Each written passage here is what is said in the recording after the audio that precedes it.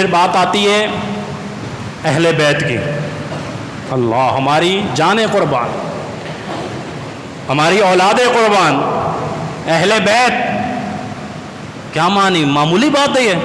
محمد الرسول اللہ کا گہرانہ صلی اللہ علیہ وسلم، میرے نبی کا خاندان، اللہ کے نبی علیہ الصلوۃ والسلام کا اہل و عیال، اہل بیت. اللہ اکبر. میرے بھائی، ان سے محبت کرنا ایمان کا حصہ نہیں ہونا چاہیے، بلکہ عین ایمان ہونا چاہیے. اہل بیت سے محبت. ہاں، یہ بھی سن لیں کہ اگر ہم سیدنا حسین رضی اللہ تعالیٰ عنہ کے در کے منگتے نہیں ہیں، اگر ہم سیدنا حسین رضی اللہ تعالیٰ عنہ کے در کے فقیر نہیں ہیں، اور اگر ہم 2 دن معیشت کا پہیہ جام کرنے والے نہیں ہیں، تو اس کا مطلب یہ نہیں ہے کہ ہمیں آل رسول سے محبت نہیں ہے.